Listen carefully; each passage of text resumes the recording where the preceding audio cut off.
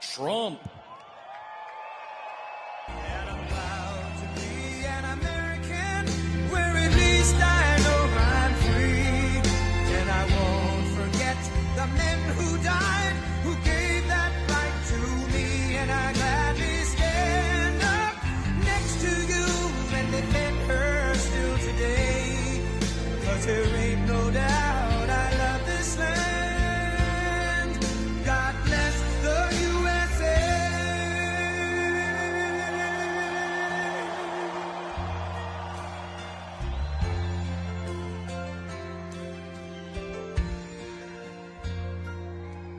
From the lakes of Minnesota to the hills of Tennessee, across the plains of Texas, from sea to shining sea, from Detroit down to Houston and New York to LA, where there's pride in every American heart, and it's time we stand and say that I'm proud to be an American, where at least I know I'm free.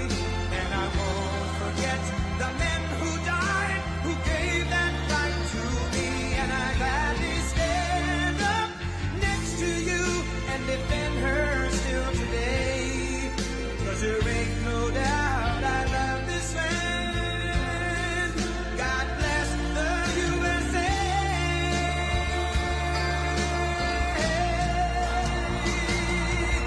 And I'm proud to be an American, where at least I know I'm free.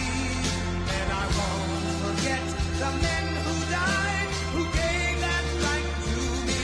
And I gladly stand up next to you and defend her still today. 'Cause there ain't no doubt I love this land. God bless the USA.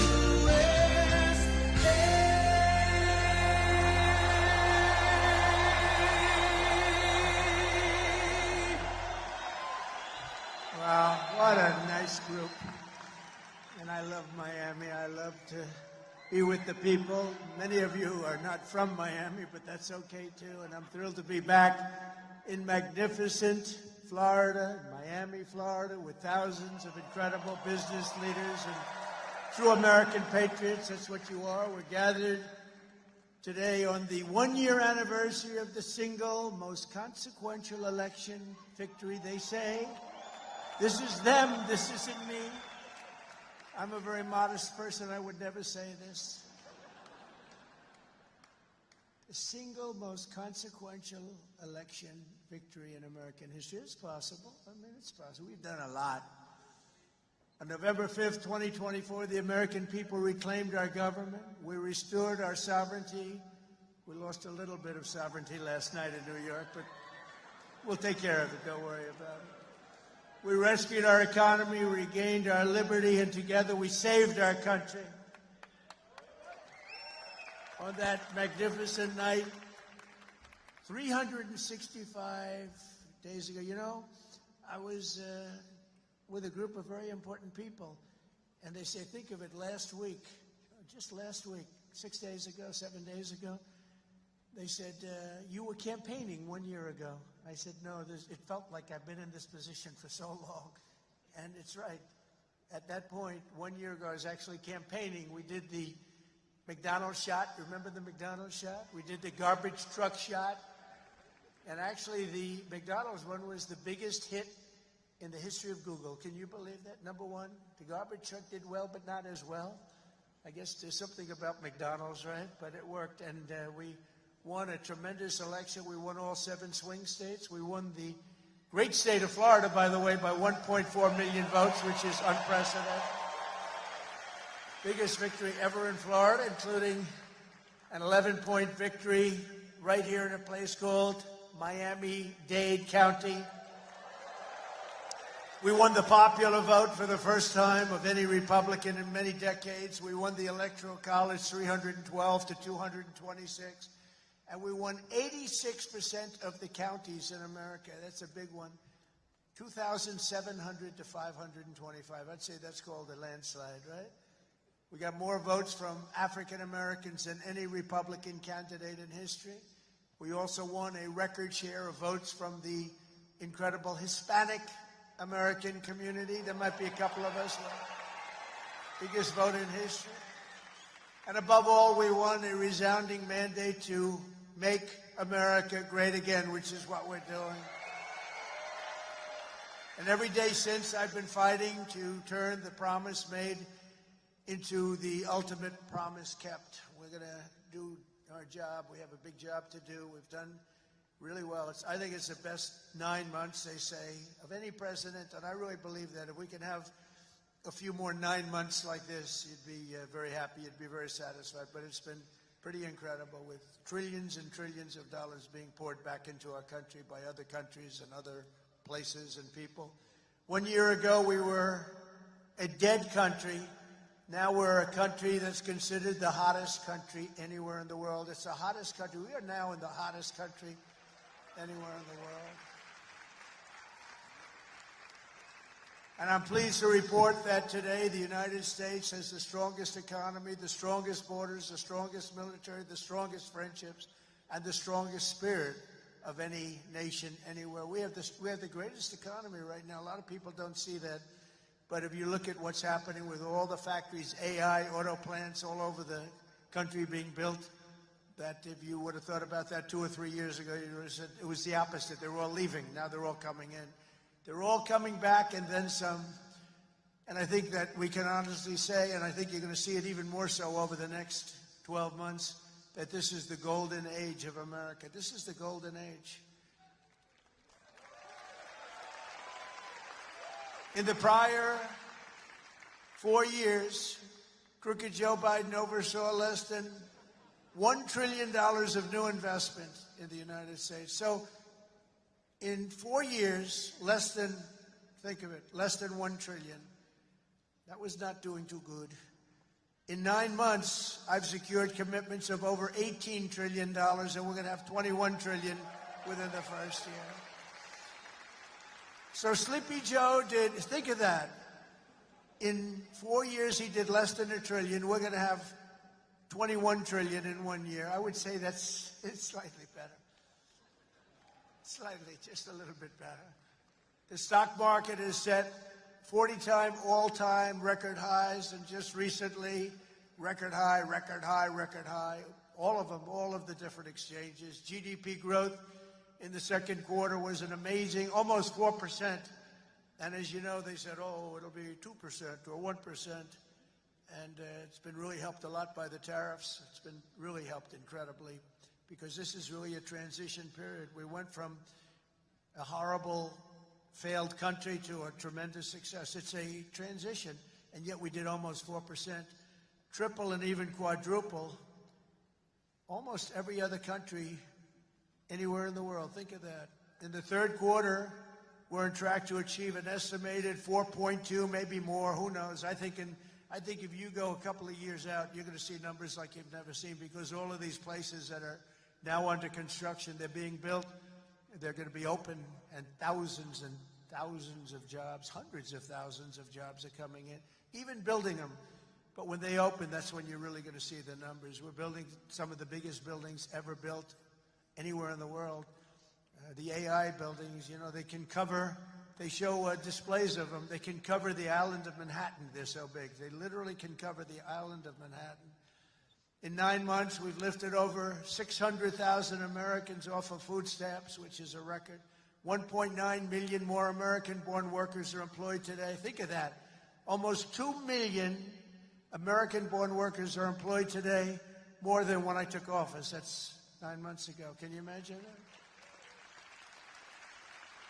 And I tell Republicans, if you want to win elections, you got to talk about these facts. You know, it's really easy to win elections when you talk about the facts. And we have more people working now than at any time in the history of our country. Right now, we have more people working. These are things you have to talk about. It doesn't just happen. You got to tell them. It's wonderful to do them, but if people don't talk about them, then you can do not so well in elections. Wages for workers are rising at the fastest pace in over 60 years. Those are workers. And that's what we love. We love the workers. Since I took office, wages for the typical factory worker are up $1,300. Construction workers' pay is up $2,200. And miners are up nearly $5,000 this year alone. And that's good because it's not, such an extra cost to the company. It really isn't. Somebody would say, oh, it's going to cost more. The fact is that they're doing such business like they've never done. You're going to start seeing numbers coming out very soon that are going to blow your mind. Under Biden, we had the worst inflation in modern history. We had inflation that was so bad, costing the typical family about $33,000 over a period of time. Their policies send food prices up 23. They come in, when I first came in, I was in for 3 days, and one of the fake news members, they're all back there. That's a lot of press. Fake news.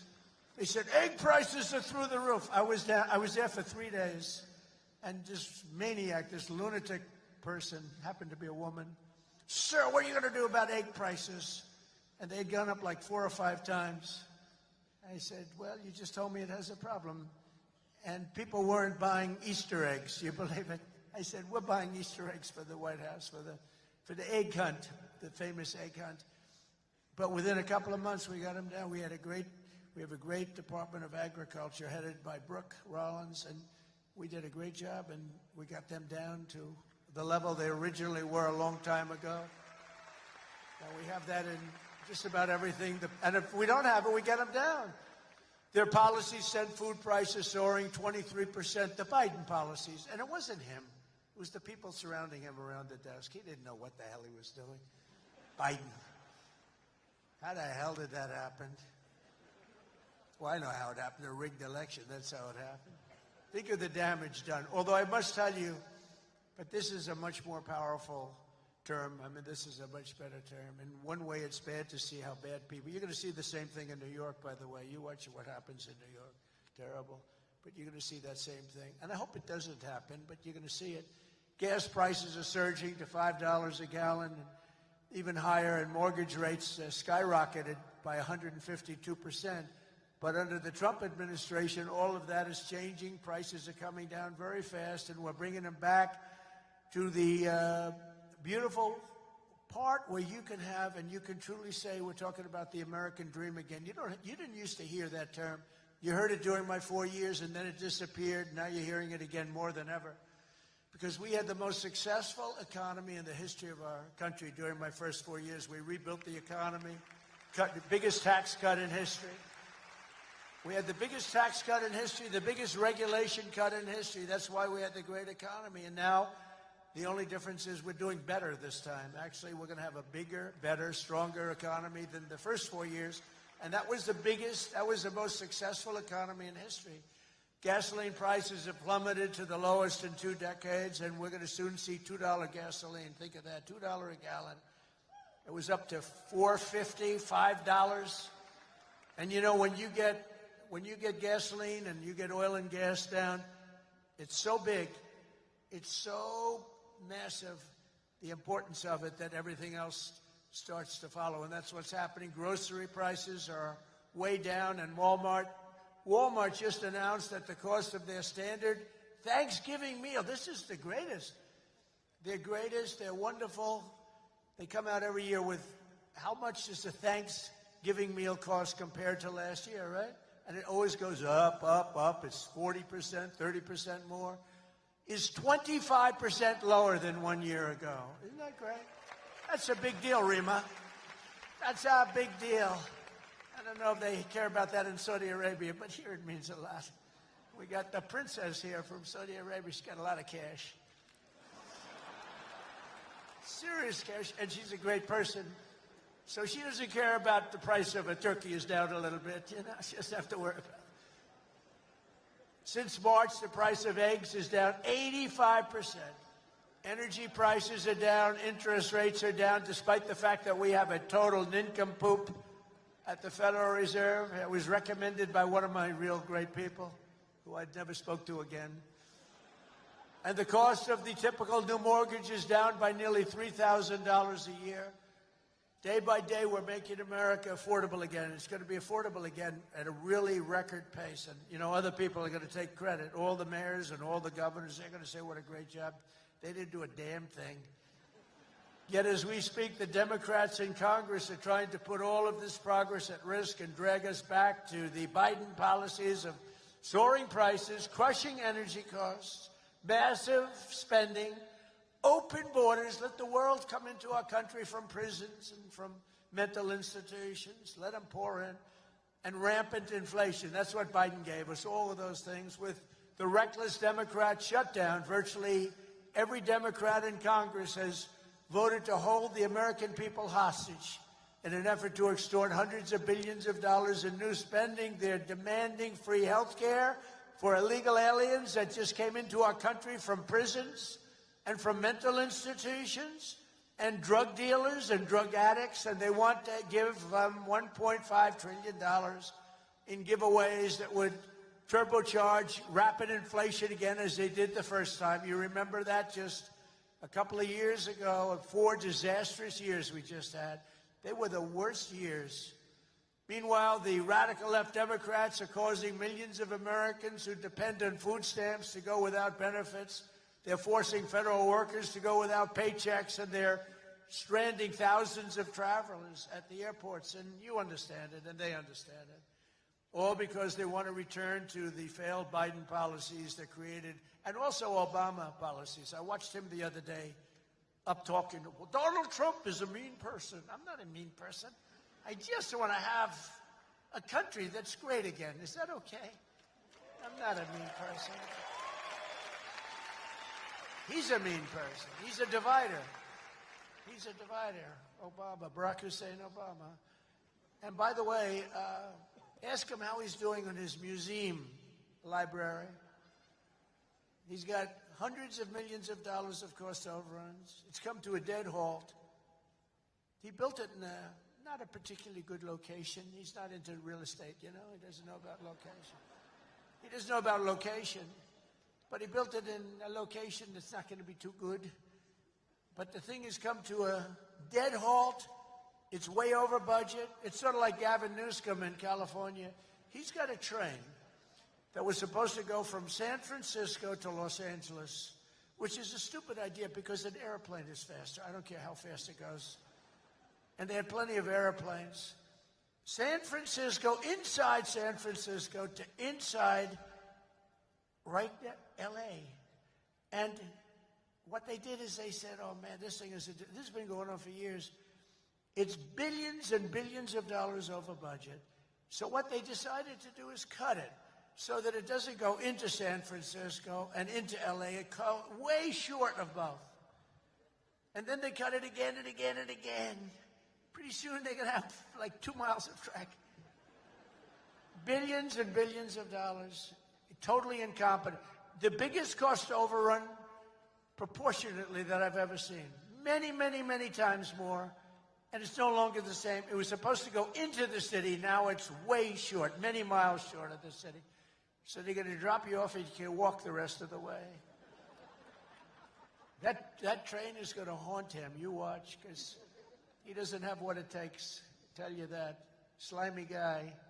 He's a slimy one. Maybe that should be his nickname. Slimy Newsom, right? But he doesn't have it. But you look at that train, it's going to cost him. Republicans have voted 14 times to fund the government.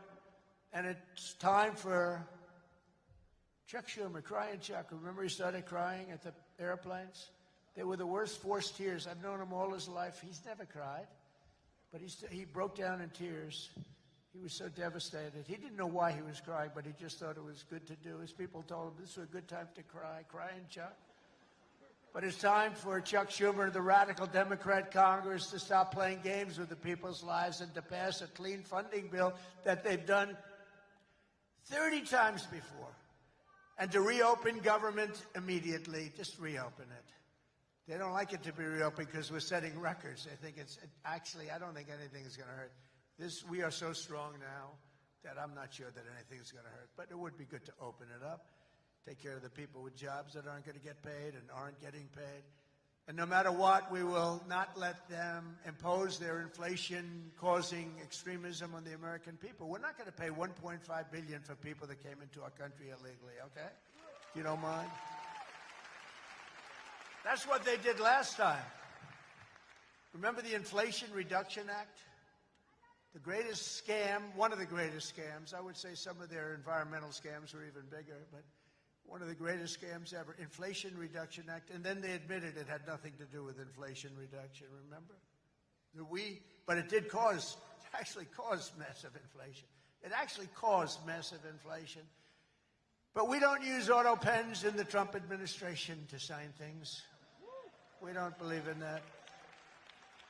You know, I get these guys come in with these big, beautiful documents, gorgeous, beautiful, must cost a fortune. I should check the price. But, you know, a general is being made or something, you know, some big post. And they say, sir, would you sign this, please? It's going to be a 4-star general, or it's going to be a big cabinet position, or it's going to be something with medical or whatever. I take my pen and I sign it. In his case, they walk it into a room and they give it to somebody who's no idea who Biden is. But Biden doesn't have any idea who he is either. And they have a machine sign it, the auto pen. And all of the pardons, he gave thousands of pardons to people. He had no idea about it. He didn't know about it. And therefore, all those pardons are void. You know, you have to have, it's a very complicated thing if you're going to use a machine. You have to do it properly. And he didn't have any idea what was happening. And this is what we had as a president. We don't want that. You have the opposite right now. I don't want to be braggadocious, but you have the exact, I know exactly what's happened. If you want to see what congressional Democrats wish to do to America, just look at the result of yesterday's election in New York, where their party installed a communist as the mayor of the largest city in the nation.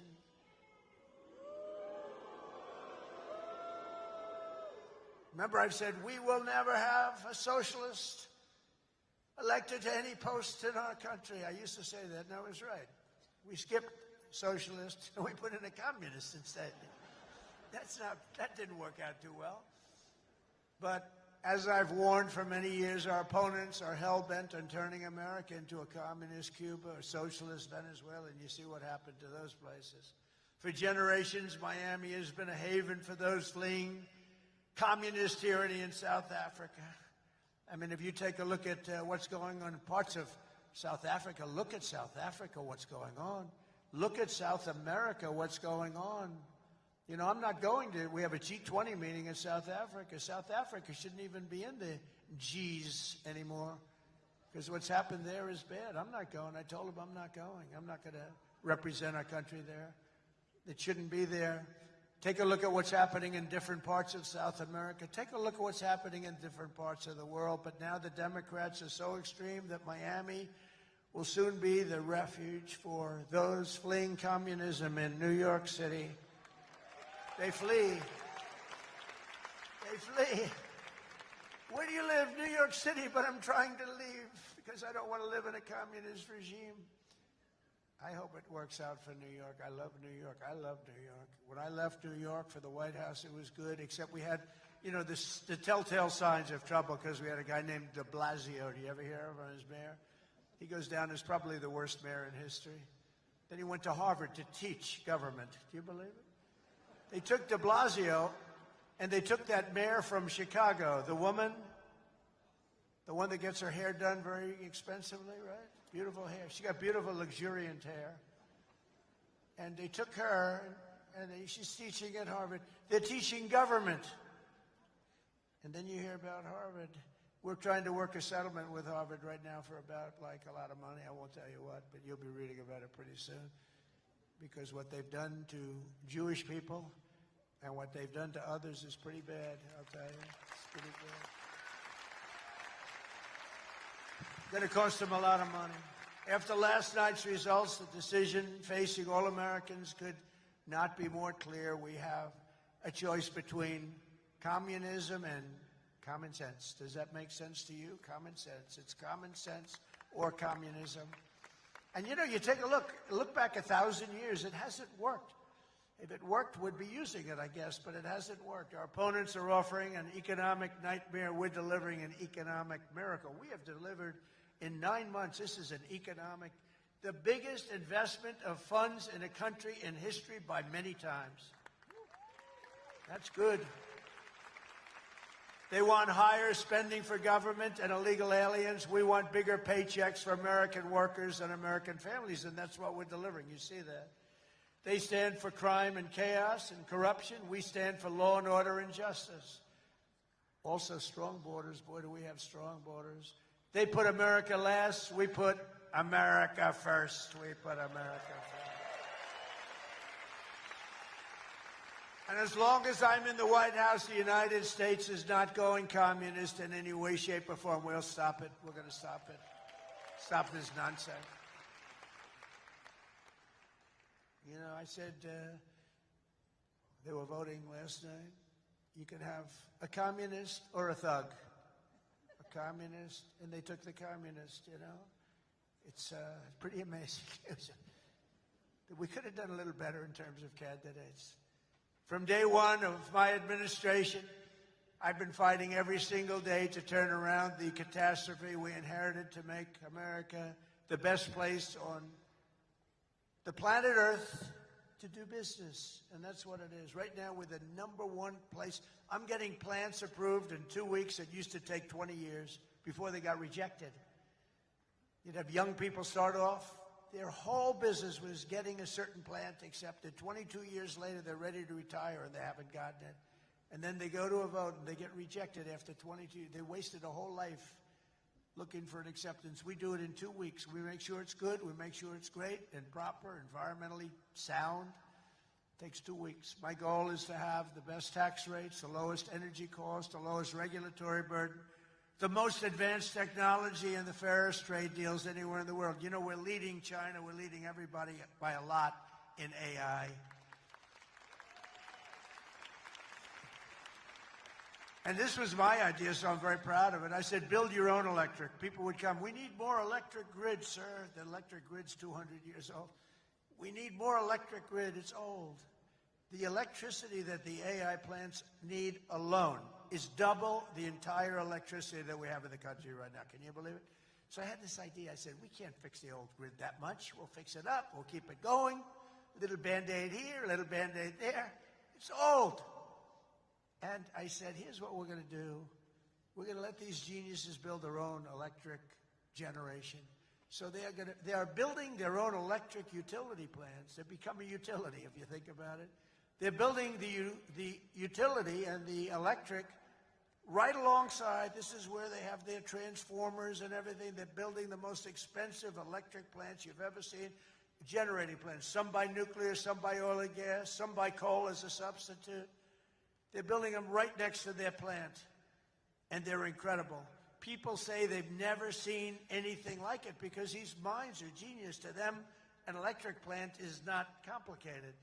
To them, an electric plant is better than the people that produce electricity, although Florida Power and Light is doing a lot of plants for people. They're pretty advanced, I have to tell you. But they're building their own juice next to the plant. Isn't that sort of a cool idea? And you know, when I first proposed that, they came into my office with, you know, they have unlimited money, but they were trying to figure out how they can build it because they had no electric of any consequence.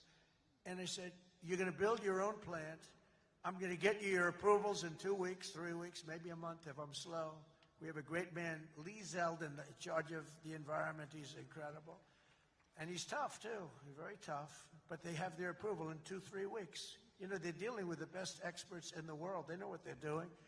It's amazing when you see some of the stuff come in, designed by guys with 190 IQs, and then you have an inspector who's not quite as smart as that, inspecting it to see whether or not it's okay, and he has no idea what he's looking at. No idea.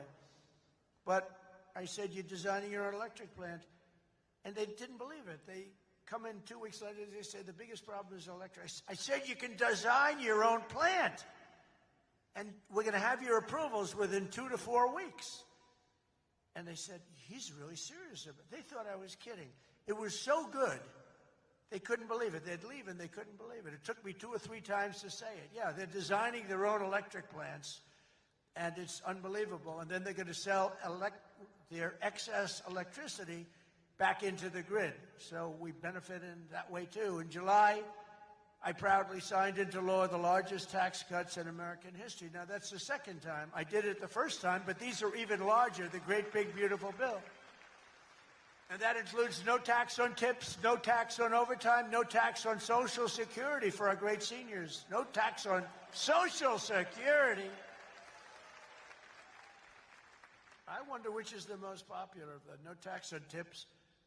You know, I was in Nevada, in my building in Las Vegas, and I had this beautiful young waitress come up to me. I never talk about beauty anymore because politically, if you mention somebody's beautiful, that's the end of your political career. So I don't mention that she was beautiful, but she was beautiful. And she came up and I said, "How you doing?" "Oh, sir, I'm not doing well. The government is horrible on tips." I said, "Really? How do they tax? They tax tips? They tax us and they go after us. I've never seen anything like it. It's made my life miserable. Sir, there should be no tax on tips." She said to me, "No tax on tips." I said, "Say it again." She said, "Sir, there should be no tax on tips." So we had a lot of the fake news waiting for me outside of the restaurant. So I went out and I said, "Ladies and gentlemen, I have an announcement to make. There will be no tax on tips." That's how it all started. And I won Nevada. Because, you know, in Nevada, every job is basically, you know, you're a waitress or you're working in a hotel. No, that's how it started. So it was amazing. We won Nevada easily, which is usually not a stronghold for Republicans, but it's become a stronghold. So I want to thank the waitress. She did a great job. But when she said those words, "Sir, there should be no tax on tips," it's amazing. Somebody else would hire a consultant, pay them millions and millions of dollars. They'll come back and they'll say, "Sir, I think you should absolutely tax tips." And you lose the election. But we also have 100% expensing for all new factories, plants, and equipment so your businesses can write it off all in 1 year. And that's a lot of jobs you're doing and producing. That was, to me, the biggest thing in the first bill. But this is even better because this goes for a 10-year period. Upon taking office, I signed an executive order requiring that every new regulation, every time we issue a new regulation, think of this, 10 old regulations must be eliminated simultaneously. So if we give you one, you get rid of 10. And so far, for 9 months, we're exceeding that. And it's 30-1. For every new one we give, they're getting rid of 30 old, broken-down regulations. And we've slashed nearly $1 trillion worth of regulatory burdens. We have regulations that are so old and nobody uses them, but they stymied a lot of production, a lot of jobs. And I did it the first time, and we had the largest regulation cuts in history, and now we're exceeding it this time. So it's big. It's one of the reasons we did so well then, and I think it's one of the reasons we're doing so well now.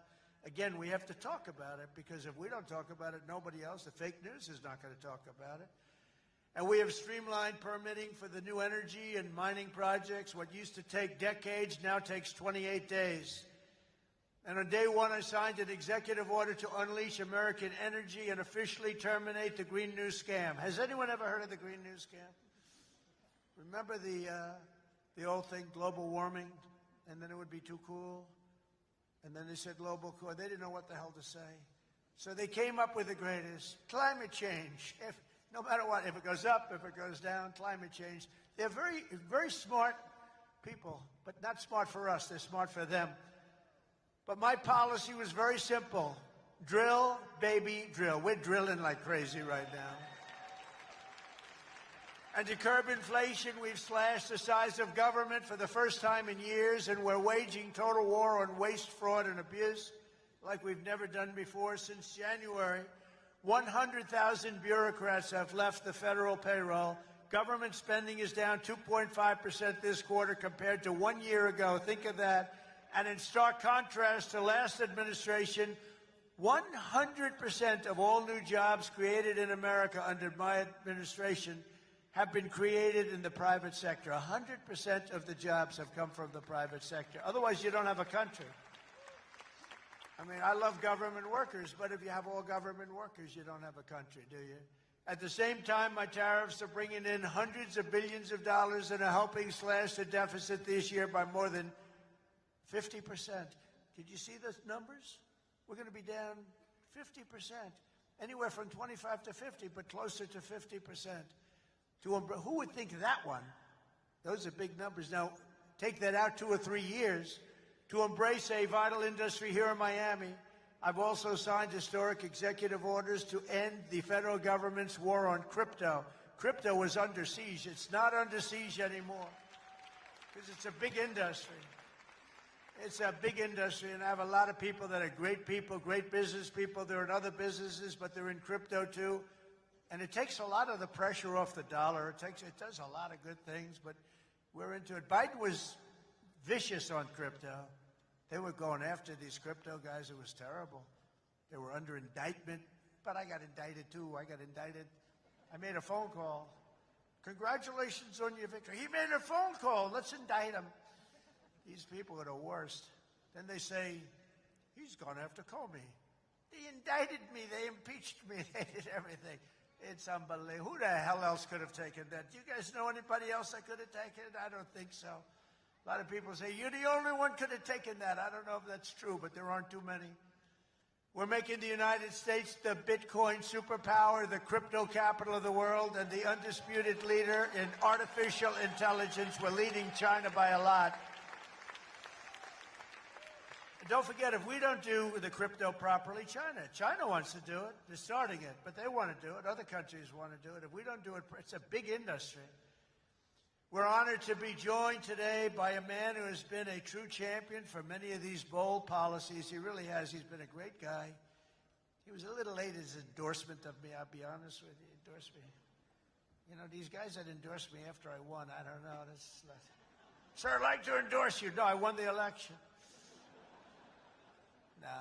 He's a good man, actually. I've known him a long time. He's helped turn the area into one of the hottest markets in the country and one of the greatest cities in the world. Miami Mayor Francis Suarez. Please, Francis, come up.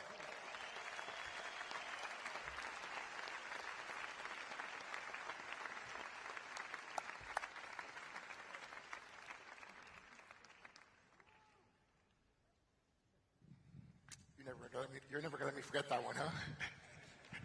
Thank you, my brother. Thank you, Mr. President. Just a little shorter than you are. Oh, it's truly a great honor to be here with you this afternoon and to have you here once again in the great city of Miami. Your leadership and your vision have shaped not only our nation, but also the future of our city. Miami's success today is rooted in the values that are deeply American: opportunity, freedom, safety, and innovation.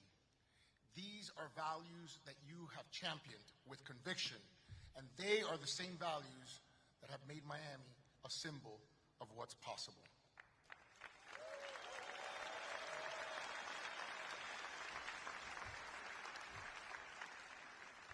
When people believe in the promise of America, Mr. President, I want to personally thank you for your continued support of our vision for this city. It was an honor to stand beside you in the Oval Office when you announced the next year's G20 right here in the city of Miami.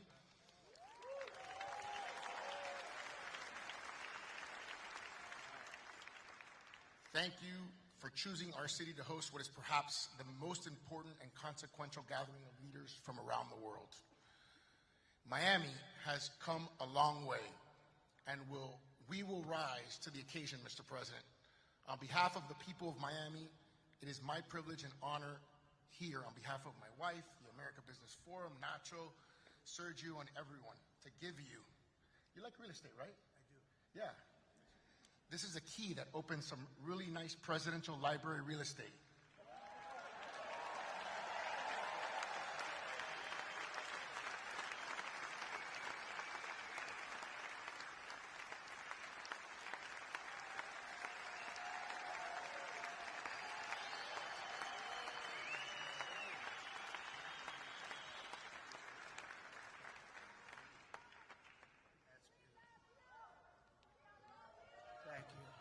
Thank you very much, Francis. I appreciate it.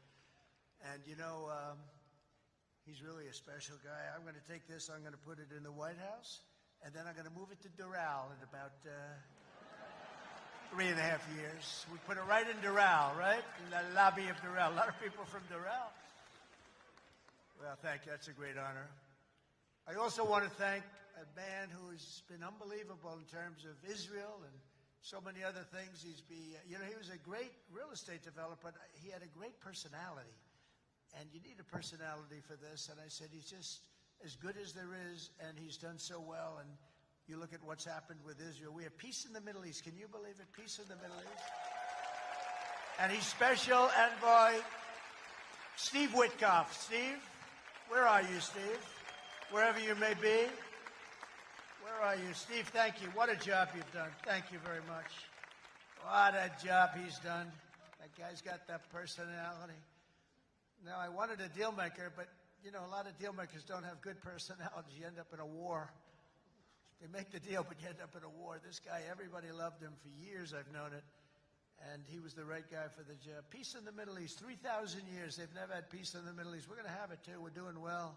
Just keeps going along. And we just had a meeting. It's even more and more so. And so many people in this room are very much into Israel and the Middle East.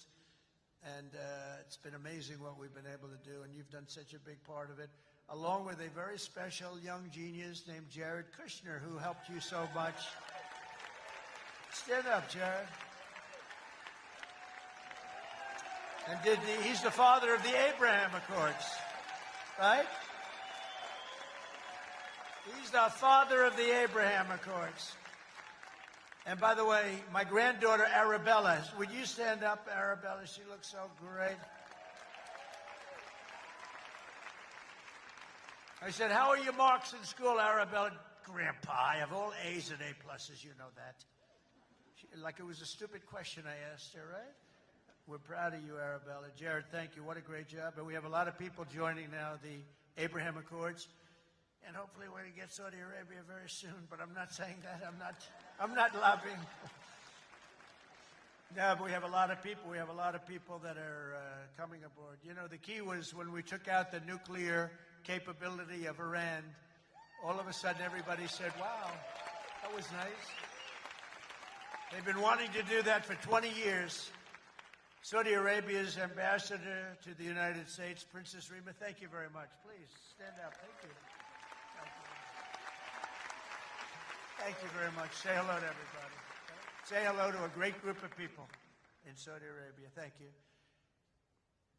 Stephen Miner, Mayor of Miami Beach. Stephen Miner. Where is Stephen? Thank you, Stephen. Thank you. Good job you're doing. Excellent. Thank you, Stephen. The Mayor of Coral Gables, Vince Lago. Vince Lago. Thank you. Thank you. Great job, Vince. The Mayor of Doral. I love Doral. And I like this woman a lot. Christy Fraga. Christy. Where's Christy? Thank you, Christy. I like Doral. We also have Commissioners Damian Pardo, Laura Dominguez, Ralph Rosado, Miami-Dade Supervisor of Elections, Alina Garcia, the President of FIFA, Gianni Infantino. FIFA, where's Johnny? Whoa. Johnny, my boy. I didn't know he was going to be here. He's big stuff. And the world, look, you know, Johnny and I worked the deal originally, and it looked like I wasn't going to be president because it was in this term, right? So when they rigged the election, I said, oh, man, I have to run again because I want to be president when they have the World Cup, right? And look what happens, Johnny. I'm president when we have the World Cup. It wasn't supposed to be that way. But I can only tell you that the tickets are selling at numbers and record like they've never sold ever before. I heard you just told me that they're doing record business, right? We had the World Cup coming. Think of it. We have the World Cup coming. We have 250 coming, and we have the Olympics. 250 is 250 years of age. And we have UFC at the White House, by the way, on June 14th. That's going to be at the White House. That's going to be a tough ticket. That's UFC. But we have, think of it, Johnny is there with FIFA, and we have the Olympics. We have it all coming. It's all this thing. I'm glad I'm sort of happy the way things worked out, you know. it's turned out to be as good as it could be. I think we've made more progress than we ever could have made in the second term. I think this is really more progress being made. We also have Formula One CEO Stefano Domenicali, and where's Stefano? Very good. That's big stuff. We have a lot of big people here today. We also have a gentleman who called my election successfully. He said, and Donald Trump will be the next president of the United States. Got a great voice. Brett Baer. Where's Brett Baer? Brett Baer. Where is he? And his son is with him, Paul. Paul's a very good golfer, so is Brett. Thank you, Brett. He's doing an interview with me right after this. Oh, is that Paul? Stand up, Paul. Paul, do we take your father easily in golf? Tell me, huh? That was easy, right? Get ready. We'll do it again. Thank you very much, Paul. You look great. Also, I want to thank your two great senators, Ashley Moody and Rick Scott. And, you know, I just left them. Believe it or not, I had a meeting with all the senators this morning. I gave them my vision because, frankly, it's always nice to have good vision. And they are two terrific senators, and they're in Washington working hard, and they were going to come. And I said, do me a favor, stay back and work on the things you're working on. They're working on really things. And Ashley is in the election. Rick just won his election. They're two great senators that you have right here in Florida. So that's really good. And they're working to make America great again. So I said, stay back in Washington. Together with many of the people here today, we've achieved more in 9 months than most administrations achieve in 8 years. It's true. We've really done a lot. We inherited the worst border in history, and within a matter of weeks, we turned it into the strongest border anywhere in the world, and they have some pretty strong borders, but we have literally no people coming through. They do come in. They come in legally. You know, we want people to come in. We want to make it real easy for them, actually, but they come in legally. So you have to know that. We just don't want criminals coming in. We don't want people from prisons. We don't want prisons dumped into our country like Venezuela did. They emptied their prisons into our country. We don't want that, right? For months in a row, 0 illegal aliens have been admitted into the United States. 0. They actually announced it. This is an official 0. Remember when Biden said, I have no control over the border? Millions of people pouring through, not people that you could look at them, not that we discriminate. You could look at them and say, these are not going to be perfect for our country. They were rough people that they let in. They had 11,888 murderers, 50% of which murdered more than one people. We don't want them. We're getting a lot of them out. Hopefully we're going to soon have all of them the hell out of here. Either out of here or we have to put them in jail because they're so dangerous. Some are so dangerous we don't want to bring them out. We just make sure they never come back in. But this is what they were putting in our country, and it's a disgrace. On day one, I signed an executive order to designate the drug cartels as foreign terrorist organizations. We had a big, strong, positive number come out just recently. The drugs coming into our country are way down. I'll tell you where they're really way down is drugs coming in through water. People are saying, no thanks. I don't think I want to ride in that boat today, please. We want you to take these drugs into the United States. You know what? I think I'll take a pass, sir. The drugs coming in by border are not much. Every boat that we hit kills, think of this, if it gets through, kills 25,000 Americans plus, but 25,000 Americans. Every time we hit a boat, we save 25,000 lives. Got to look at it that way. And we're arresting and removing thousands and thousands of dangerous gang members, MS-13, Tren de Aragua, all these gang members are being thrown the hell out of our country. And if you look at Washington, D.C., it's now a safe community. We're in Memphis now, and within 2 weeks, all of a sudden, it's like a safe community. It's really made unbelievable progress. And we're blowing up cartel terrorists. And we're blowing them up linked to the Maduro regime in Venezuela and others. Look, it's not just Venezuela. But a lot of things are coming in. Look, Venezuela emptied their prisons into our country. Nobody wants that. They emptied their prisons into our country. We're liberating our cities from the scourge of violent crime, making our country safe and beautiful again. We're starting in our capital, Washington, D.C., which right now you can walk through the middle of Washington. You have no problem. 6 months ago, that wasn't the case. 1 year ago, it was a disaster. But law enforcement, our military has done an incredible job, actually. It's a safe, very, very safe city again. And it's been beautified. We're putting new medians in. We're covering the roads with nice, clean, beautiful asphalt. We're redoing the grass in the parks. It's really becoming beautiful again, and it's safe. We don't get calls that, think of it, call to the parents, your son, sir, has been killed. He came to see the Lincoln Memorial and he's dead. No, that's not happening anymore. We run it tough. We run it very tough. Sometimes you have to be a little tough to get rid of. These are thugs. These are bad people. We're bringing them the hell out of our country where they came from. We renamed the Department of Defense to the Department of War. And well, if you think about it, after the Second World War, they changed it to defense, right? So we won the First World War. We won the Second World War. We won everything in between and everything before. Never lost a war. We still don't lose wars. Sometimes we don't fight to win. You know, we'll stay around the country for 15 years, just bomb the hell out of everybody, make everybody miserable. Nobody knows why we're there, you know, the wars that never end. But we made it clear that the days of political correctness in our military, they're over.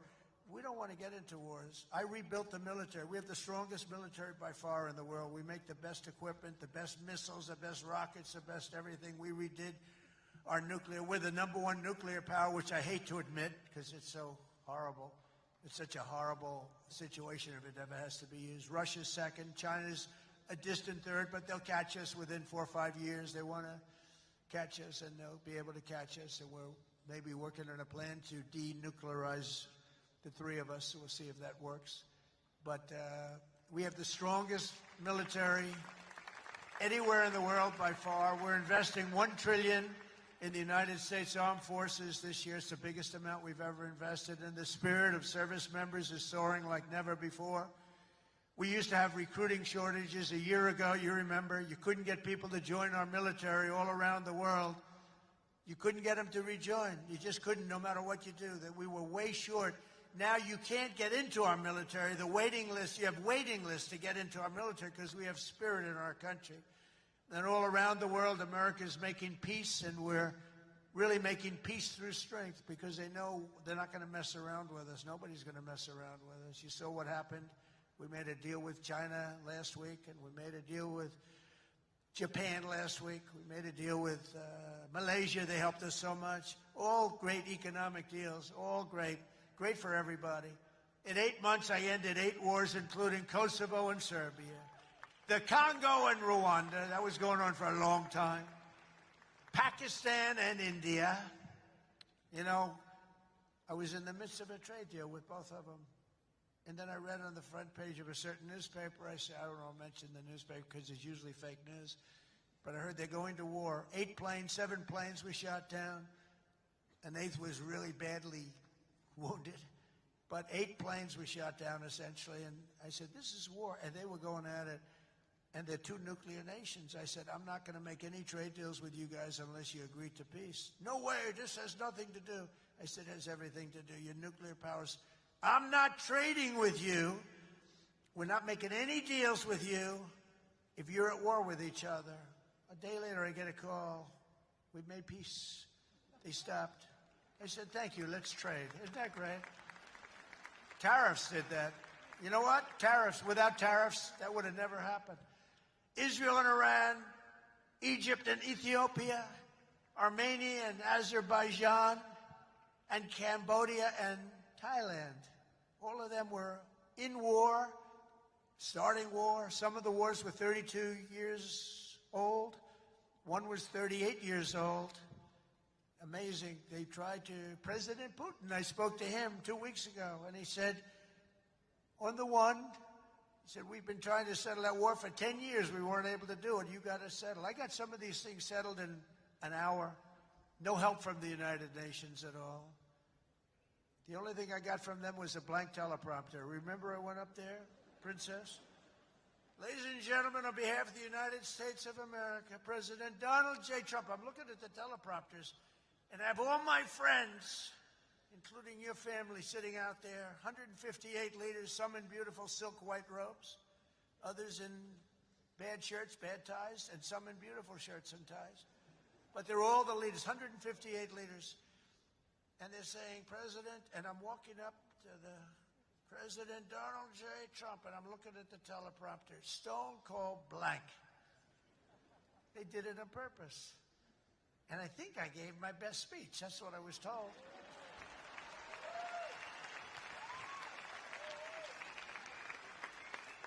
But it still wasn't a great feeling. I'm walking up very slowly, you know, I'm 20 feet. I'm trying to walk slowly because I see it's not working. They're dead. They did it on purpose. But it worked out okay. Not great people. Most important of all, for 4 weeks ago, and this is very important, we brokered the historic peace deal that ended the war in Gaza. And it's a serious end, too. You know, I read a lot of people, oh, it's very tenuous. Jared and Steve, I don't think it's tenuous to you. I hope it isn't, because otherwise I'll have to cross it off. I'll have to say only ended 7. But that was a tough one, right? That was a tough one. But there's nothing tenuous about it. It's a serious end. Gaza has been a disaster for so many years, and I think it's an end. I think you're going to see some tremendous things happening. We just had a meeting just before I got up, and some great things are happening. And with Israel and peace in the Middle East, it's amazing, actually, what they've done. And what you two guys have done have been incredible. On day one of my administration, I signed an executive order to slash federal funding for any school that pushes critical race theory or transgender insanity on our youth.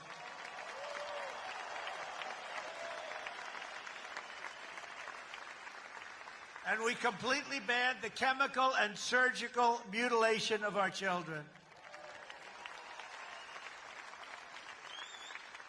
Think of that. Can you imagine somebody 15 years ago saying we stopped the surgical mutilation of our children? We stopped the chemical mutilation of our children. Can you imagine that? They would have said, this guy's crazy. And now you're saying, thank you very much, because you know it's true. How about this one? We got men out of women's sports. It's over. It's over. Men out of women's sports. They had a race here, the long distance, I don't know what the hell, a race, one of these all-day races. They had the top women, the top men. The man won by 5 hours and 18 seconds, okay? What the hell? How about the weightlifting? 218 pounds by women. That's a lot to lift over your head, Rima. I don't know if you might be able to do it. 218 pounds or whatever was the record. A man beat the record by 100 pounds. It stood for like 17 years or something. A man beat the record by 100 pounds. He was a failed male weightlifter, but as a female, he did very well. That's a record that won't. This is a thing that stood. They'd put a quarter of an ounce and a quarter of an ounce on each head. 18 years the record stood. Then a guy comes along, ping, ping. This is a crazy. These people are crazy. And Mandami, whatever the hell his name is in New York. No. He thinks it's wonderful to have men playing in women's sports. The swimming's good too, you know. You know the story. Records are being beaten by numbers that nobody's ever seen, nobody ever thought possible. But a lot of those records are being changed back to where they should be. And I made it the official policy of the United States government that there are only 2 genders, male and female.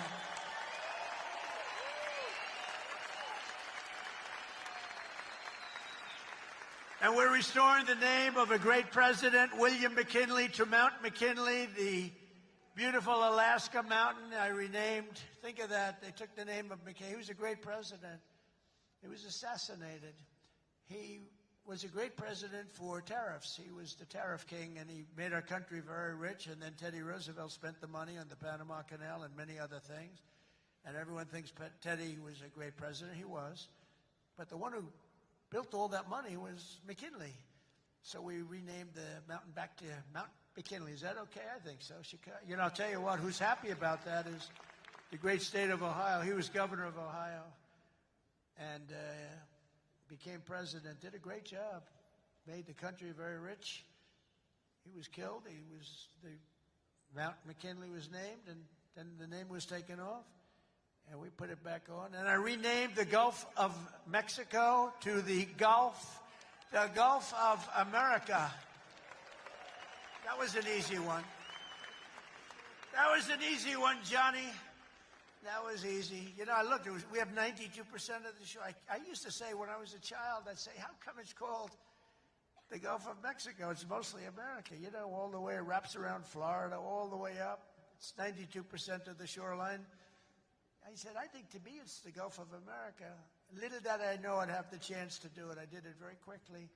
For years, our country was run by radical scoundrels and far-left bureaucrats who created one catastrophe after another, wrecking our economy, erasing our borders, and surrendering America's power and standing all over the world.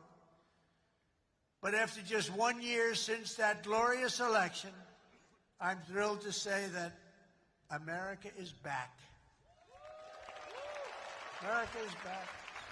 Bigger, better, stronger than ever. And in conclusion, jobs are returning, businesses are booming, and America is respected again, perhaps like never before. Our country is respected again like never. They were laughing at our country. We had a guy who couldn't walk up a flight of stairs. Kept falling. It's very embarrassing. You know, at Air Force One, I go, sir, would you like the short stairs or the long? I say, give me the long every single time, please. The short ones, they call them the children's stairs. I don't want the children's stairs. Doesn't look so good coming out of the children's stairs. Now, if the weather's bad, it's okay, right? If you don't mind. But the communists, Marxists, socialists, and globalists had their chance, and they delivered nothing but disaster. And now let's see how a communist does in New York. We're going to see how that works out. And we'll help them. We'll help them. We want New York to be successful. We'll help them a little bit, maybe. For all of these failed and discredited, really discredited if you think, ideologies of the past, their day is over, their grip is broken, and their time is absolutely done. The golden age of America has begun, and we are just getting started. It's a golden age like you've never seen before. From the steel mills of Pittsburgh to the oil wells of Houston, from the car plants of Detroit, and those car plants are pouring into our country, to the coal mines of West Virginia, those coal mines are opening up one after another. Clean, beautiful coal. You're not allowed to use the word coal unless you say, in my administration, unless you use 2 words before it. Clean and beautiful. Biden would say, unless you use 2 words before it, here you go, clean. He said, what happened to the other word? Remember those things? He'd say 3 words and mean 2. But the West Virginia mines are doing unbelievable now.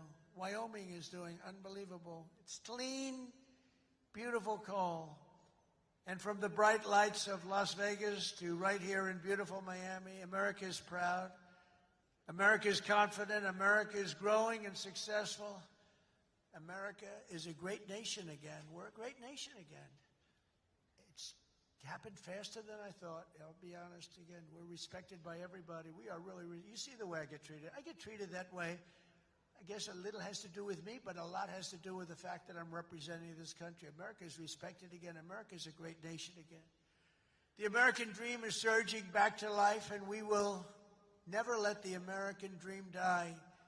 Together we will make our country stronger, richer, safer, freer, and greater than ever before.